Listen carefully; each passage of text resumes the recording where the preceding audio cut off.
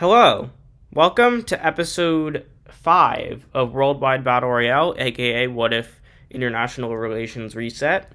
In the last episode, we had pretty much World War III, so if you didn't see it, I would suggest you go watch it. This map is already giving you spoilers, but with that, let's get right into it. So, the first glaring thing that you can see is that there's pretty much two continents that are dominated by one alliance, and so the countries that aren't part of that alliance have a choice. Join America's alliance, join another alliance, or die. Ecuador and Peru and Bolivia are all going to join the US's alliance. They all left the war last time because they were just very pragmatic. Ecuador actually was trying to join the US's alliance at some point also, so it makes sense. Paraguay will also join the US's alliance, but Brazil will stubbornly refuse and will ask both India, Russia, and Nigeria to join all of their alliances, and India will be the first one to say yes. So Brazil will join the Indian alliance, and obviously the US doesn't want to get into a war with India right now, so they will be forced to let Brazil be independent. But US-India relations just became very hostile. Zimbabwe has tried to stay neutral for a while. Nigeria's alliance, without anything else to focus on, is just going to work on quickly taking them out. And they decided to install a puppet government rather than annexing stuff because they want to make themselves seem like the good guys. This will make Algeria and Libya kind of scared, and so they'll ask to join either the US or the Russian alliance.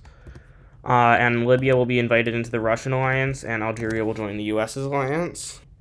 Then, in a surprise move, Turkey will actually join Egypt's alliance, or I guess Nigeria's alliance, because they want to be defended from Russia. They've lost, 2 wars to Russia now, and they just don't want to lose a third one. But Russia is currently still being expansionist, and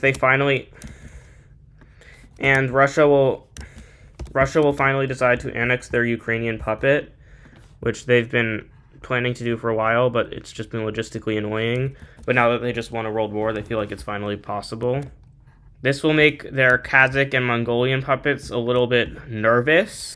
Especially Russia's Mongolian puppet state is not as loyal as the average puppet state would be. And so they enter secret talks with India to try and get back into the Indian alliance. And when Russia hears about that, they declare war on Mongolia, and they start moving troops into Mongolia through all of this stuff. They really just need to capture Ulaanbaatar, which is like here-ish. And then Mongolia will capitulate. Surprisingly, China will step in to defend Mongolia, but also they probably want to get some of their old land back. And China is probably roughly equally in strength to Russia, with Russia having gained a lot of strength and China having lost a lot of strength since the beginning of this series.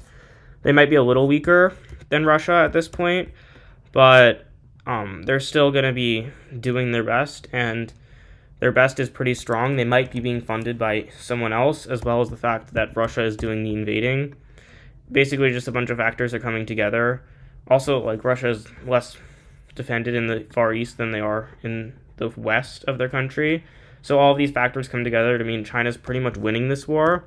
And then Mongolia and India come to an agreement where Mongolia actually joins the Indian alliance, and Russia's gonna throw a hissy fit about this, and they basically make a silent deal with China, in which China basically gets a decent amount of their land back in exchange for leaving the war, and China takes that as a win.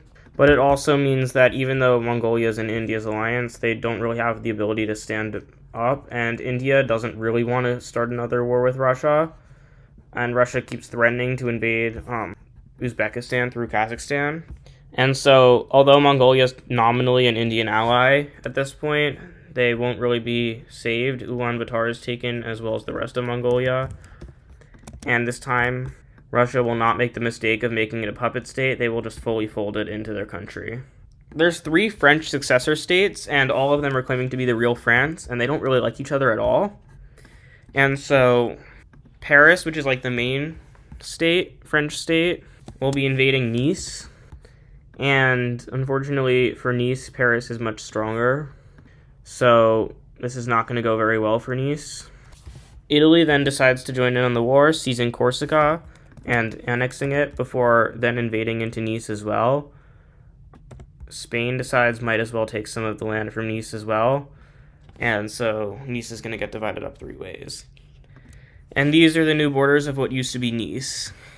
Fearing for their life, Brittany, which is the 3rd French state, will decide to join Russia's alliance. This will lead to Paris feeling like they're surrounded. Let's turn to the Middle East now, because first of all, I forgot to mention Saudi Arabia is still a puppet of Levant. But Levant is going to try and recreate the old Middle Eastern alliance. So first they get Iraq to join it, and then they also get Yemen to join it. But Oman and the UAE stay out of it. In fact, Oman joins India's alliance. The UAE stays neutral. So Levant is creating a very small alliance, but they want to grow it, and in order to do so, they're saying the UAE will join whether they like it or not. And what they mean by that is that the 3 other states, I'm sorry if you're colorblind, you probably can't see this, but they're all invading into the UAE. Oman will also do so because it's just beneficial for them. So they take the main part of the UAE, and then the Saudi Arabian part of it is taken by the rest of the allies. And these are what the new borders look like. Levant realizes that it's kind of dangerous for them to even have a puppet state, but obviously they don't want to invade their own puppet state, but they don't give it any land. And they kind of act like a weird pariah alliance in between the 2 big ones on either side of them.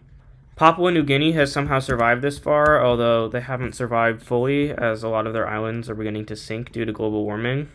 But New Guinea is still there, and Indonesia doesn't like that very much. So Indonesia will invade into Papua New Guinea, and, I mean, it's freaking Papua New Guinea. What do you think is going to happen?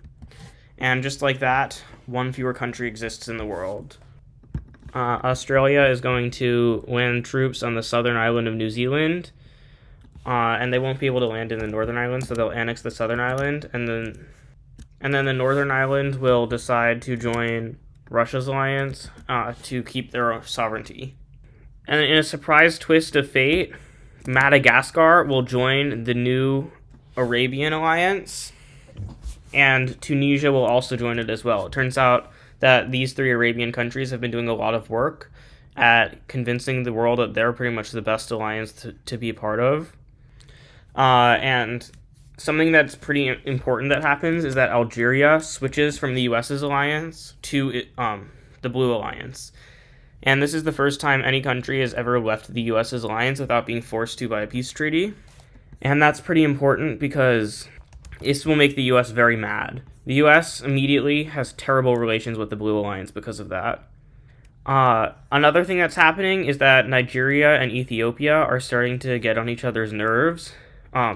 They wanted to divide up Africa together, but now that they've done that, they can't agree on what to do next.